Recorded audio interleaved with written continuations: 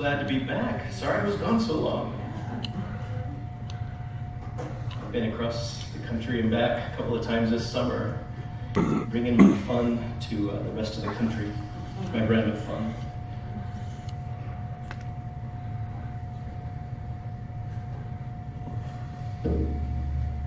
This is a legend of the Abenaki people. Long ago, the Creator made a world for men and women. And he made them wonderful things like game and plants and food and air and water. And they harvested and they were happy and they were good.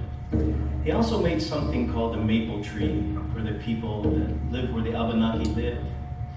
Back then, the maple tree was rich with this syrup sap. You could just break a branch off and stand underneath it and just drink it straight from the tree, from the source. In those days, there was a person known as Gluskabe. Gluskabe, well, he was like the Creator's wingman, let's say. And he went from the village to village, native village, kind of checking in on the people, seeing how they were doing. One day he came up, he just tried to make sure that they're living by Creator's rules. So one day he came upon this village and no one was there. And he heard no one there. It seemed abandoned. Everything was overgrown. The teepees were torn. And then he heard a moaning, like a moaning, but he thought, that doesn't sound like pain. It sounds like pleasure. So he said, what's going on? So he walks and he finds this big strand of maple trees. He's like, where's that sound? Are the trees moaning? So he goes up and he sees all these people lying on the ground with broken branches and the maple syrup just pouring into their mouths. And they're so fat and lazy they can't even move anymore. It's like, what's going on?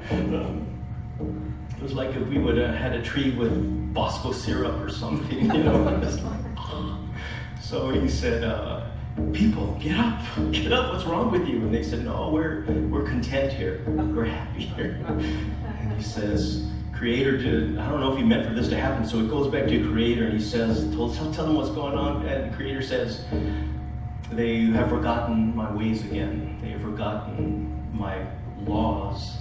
And so he says, well, we have to fix this. So he sends Gluskabe down and he says, make some big buckets of birch. So he made these birch buckets and he went and got water from the river and he's pouring into the top of the maple trees, water after bucket after bucket.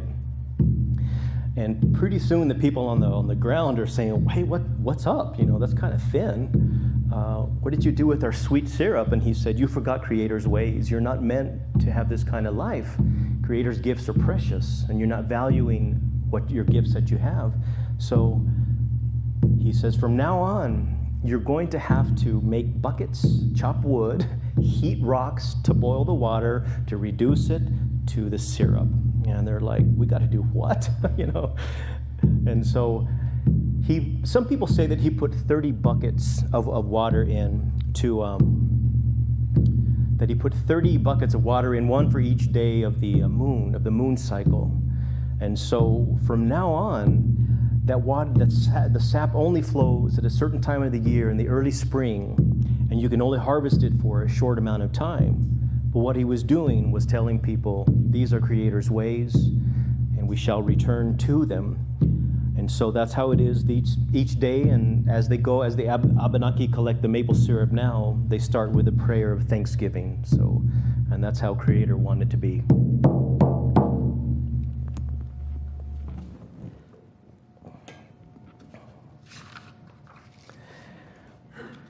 I really like to find stories to begin with of, Native people, because we learn by stories, don't we? We learn by parables, we learn by examples, by metaphors.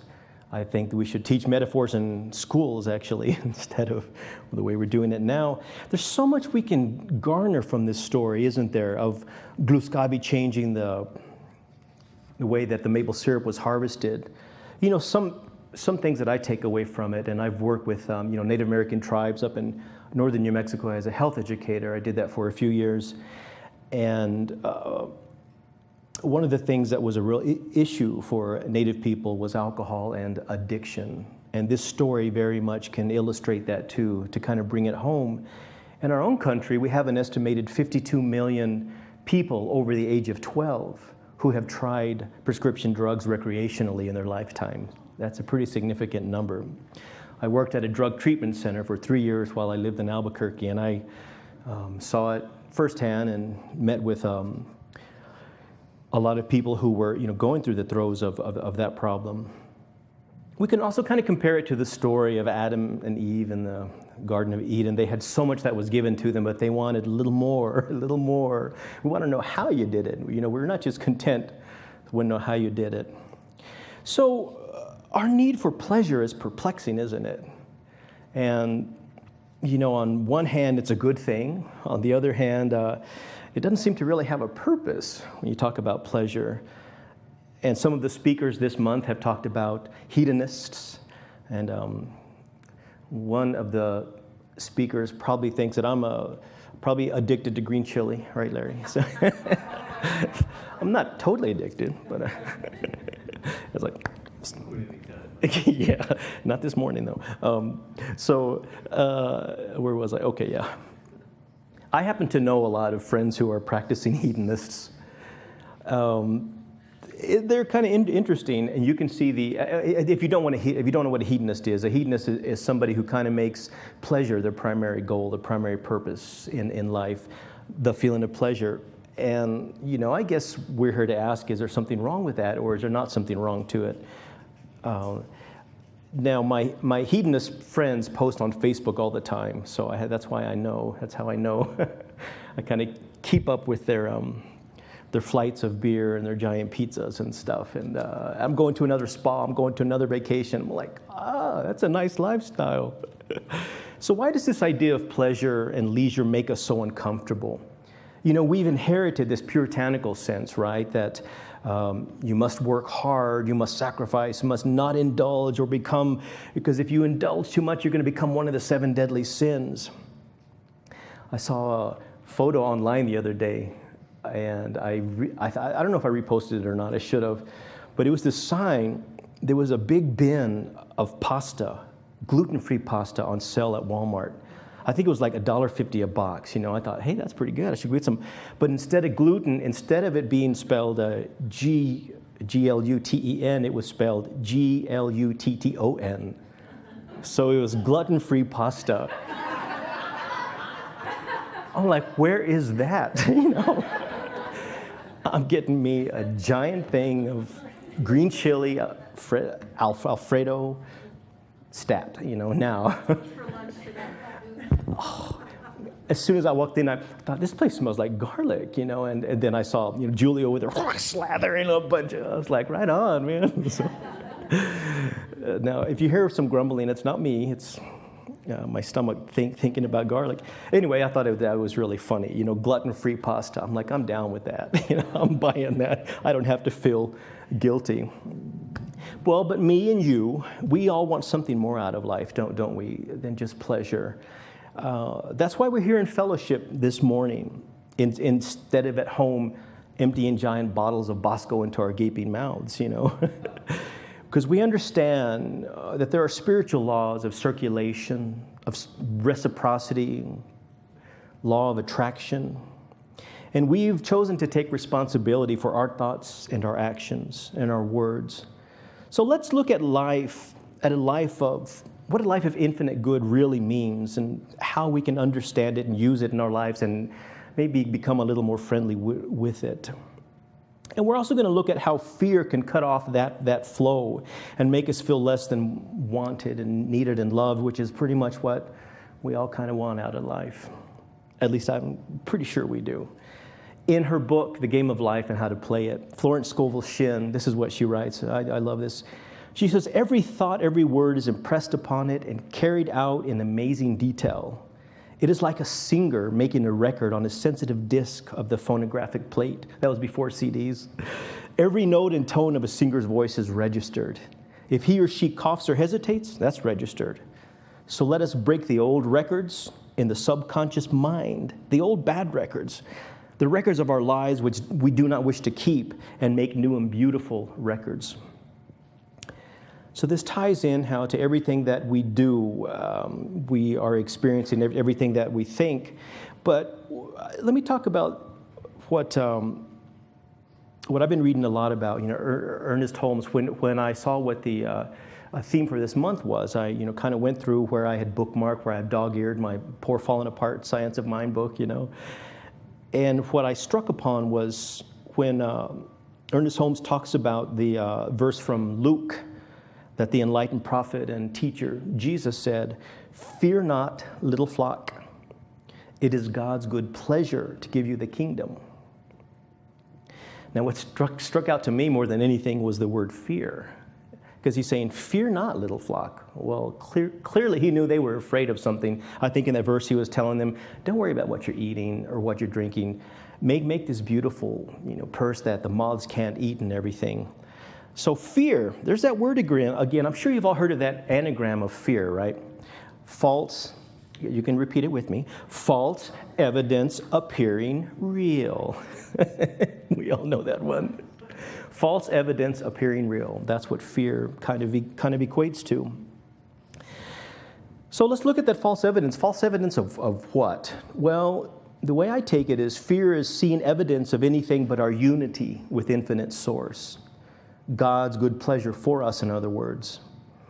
As Ernest Holmes wrote on page 404 of The Science of Mind, he says, this is really so good. He says, fear is the great enemy of humans. But fear is a mental attitude, and as such it can be converted into something else. Fear is the reverse mental attitude of faith, and it is the result of the lack of faith. And fear brings limitation and lack in its wake and destroys the happiness and the possibility of a greater degree of livingness to those who suffer from it, it being fear. We, all of us, are inheritors and beneficiaries of something so incomprehensible and awesome that, it pays once in a while to remind ourselves, the fact that we live in this minor part of this way out suburb of, we live like in the Sunland Park, of the universe. We're way, way out there, or Moongate maybe, I don't know. But we're way out here, and all the stars have aligned, and Jupiter protects us from the asteroids. And we have a moon that's the perfect distance, a sun that's the perfect distance, an atmosphere really sensitive that cradles us. Did anybody watch The Martian yet? Oh, that's amazing. You got to see that to get a real appreciation of just how fragile we are here. Anyway, we have these bodies that just take care of all these kind of things without us even having to direct them or even ask them to do that. Like we go to sleep and we breathe, we digest food. The food that we eat turns into muscles and bones. And in other words, we got it pretty good. We're here to thrive and grow and evolve and enjoy all the gifts the universe can offer. But somewhere along the line, we put a cinch in that hose, didn't we?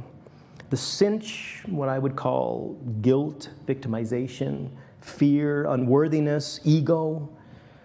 Now, what we believe we have inherited is another story, of course. On one hand, we have this notion of the hard work, abstinence, denial of pleasure. On the other hand, we inherited beliefs that those who do have it good must either be greedy or lying or cheating or privileged or sinners or thieves, dirty money, etc. That's a lot of baggage. But we can overcome it.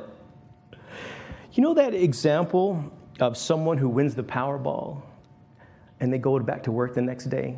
It happened here. I don't know if anybody remembers a few years back when the Legs plant was still open.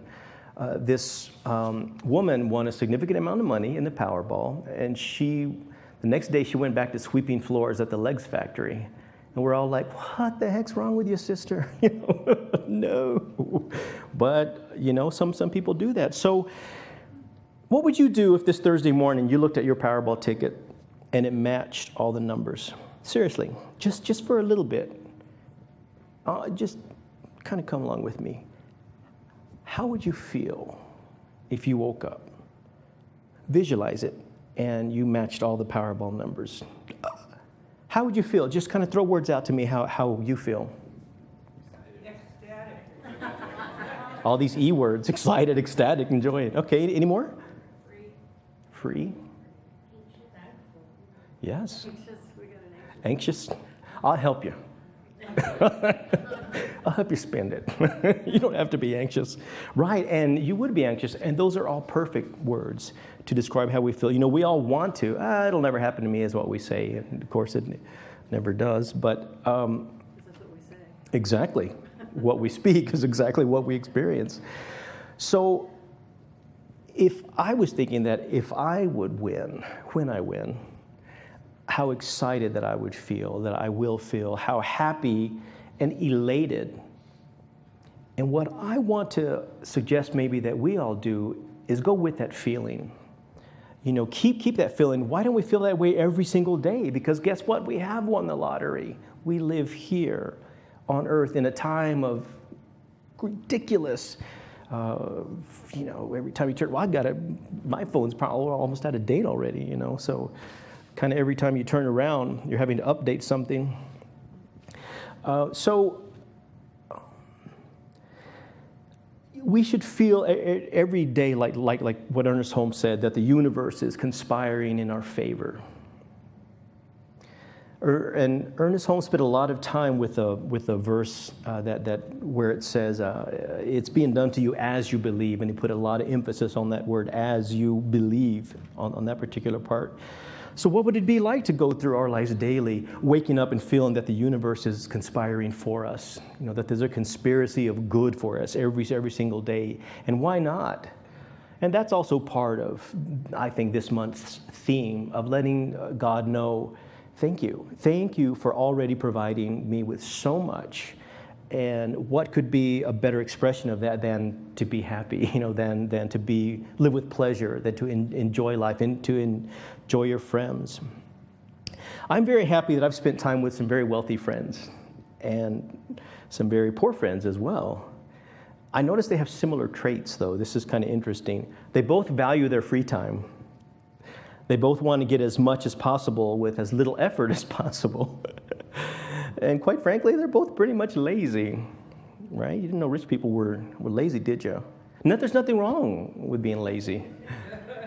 In fact, this old audio tape, a cassette tape that I used to have of Ernest Holmes, where he's speaking, I love the way he speaks, you know, and he's talking about it. He says, if a man wishes to lie around his home all day and do nothing, it is right he should do so, you know, and it's like, right on, you know. I don't know if any of you watched The Big Lebowski, but I think, you know, the dude from The Big Lebowski kind of embodies that, you know. Yeah, whatever, man. So I have a dear friend, and he's a self-made successful instrument maker.